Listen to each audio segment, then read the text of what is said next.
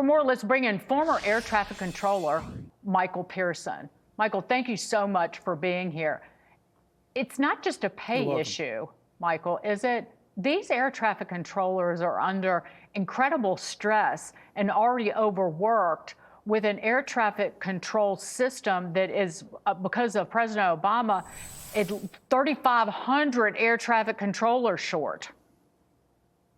You're absolutely correct. There's two issues here. The first is the seeds of this disaster that the Trump administration is dealing with were sown by the Obama administration, DEI ideologues who decided that the color of the controller was more important than the competency of the controller. This happened in 2011 through 2014.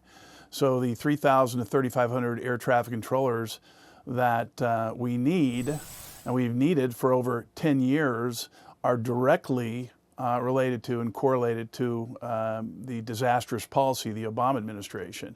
That's leading to fatigue. You have 3,500 less air traffic controllers. Some of the major facilities are understaffed, not all, but some of them are. But I know for a fact that controllers have been working in some facilities 6 days a week, 8 to 10 hours a day, and it relates totally back to the Obama administration engaging in social engineering, thinking it was more important to have a certain color controller than a controller who knew how to vector airplanes. That's the first issue. The second issue is the mess that Secretary Duffy was left with. Unfortunately, he's in a situation where he is relying on people in the FAA. The very same people who created the messes over the last 30 years, actually, failed next-gen program, billions of dollars spent, and have wasted and pilfered money, basically insiders who channel money to their counterparts, the Washington revolving door, that are now in private sector.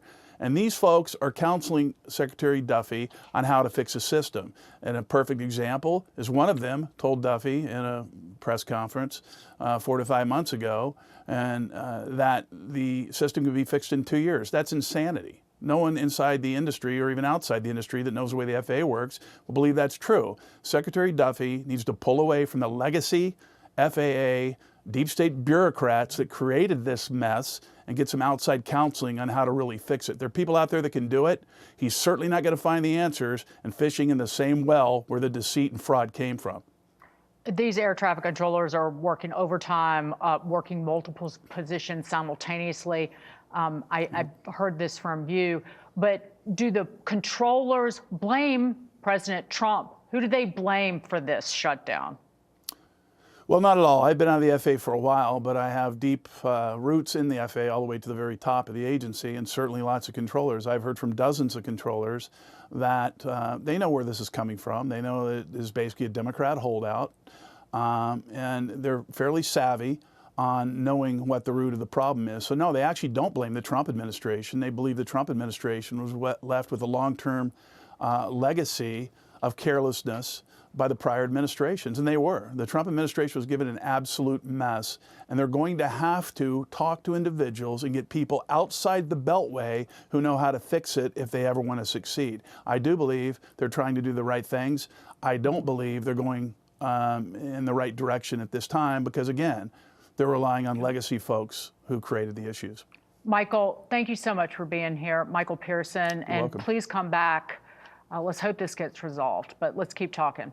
Thank you, Michael. You bet. Thank you, Dagan.